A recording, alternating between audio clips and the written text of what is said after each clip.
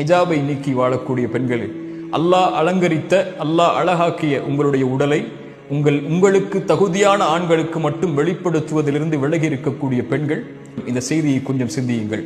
அப்துல்லா இப்னு Abbas ரலியல்லாஹு அன்ஹு அவர்கள் சொன்னார்கள், தன் தோழரை பார்த்து, சொர்க்கத்தின் பெண்ணை உனக்கு அறிவிக்கவா என்று. அவர்கள் ஒரு பெண் கடந்து சென்றார்கள். சொன்னார்கள், இந்த பெண் அல்லாஹ்வுடைய தூதருடைய சபையில் ஒரு முறை வந்தார்கள். வந்து சொன்னார்கள், யா ரசூலல்லாஹ், எனக்கு நோய் வலிப்பு இருக்கிறது. நோய் வலிப்பு ஏற்பட்டால் என் ஆடைகள் விலகிக் கொள்கிறது மக்களுக்கு முன்னால். எனக்காக அல்லாஹ்விடத்திலே துஆ செய்யுங்கள்.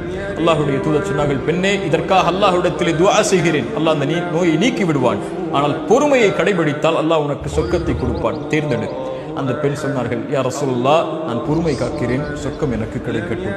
ஆனால் அல்லாஹ்வுடைய தூதரே, நான் மக்கள் மத்தியில் இருக்கும்போது வலிப்பு நோய் ஏற்பட்டால் என் ஆடை விலகிக் கொள்கிறது, நான் என்ன செய்வது? அதனால் மக்கள் என்னுடைய அங்கங்களை பார்க்கக்கூடிய சூழல் ஏற்படுகிறது. அல்லாஹ்விடத்திலே அதற்காக மட்டும் என் வலிப்பு நோய் ஏற்பட்டாலும் பரவாயில்லை, பொறுமை காக்கிறேன், என் ஆடை விலகிவிடக் கூடாது மக்களுக்கு முன்னால் என்று அல்லாஹ்விடத்திலே துஆ செய்யுங்கள் என்றார்கள். அல்லாஹ்வுடைய தூதர் ஸல்லல்லாஹு அலைஹி வஸல்லம் துஆ செய்தார்கள். சுப்ஹானல்லாஹ், அல்லாஹ்வுடைய தூதர் அந்த பெண்ணை சொர்க்கத்தின் பெண் என்று நபித்தோழர்களுக்கு அறிமுகப்படுத்தினார்கள்.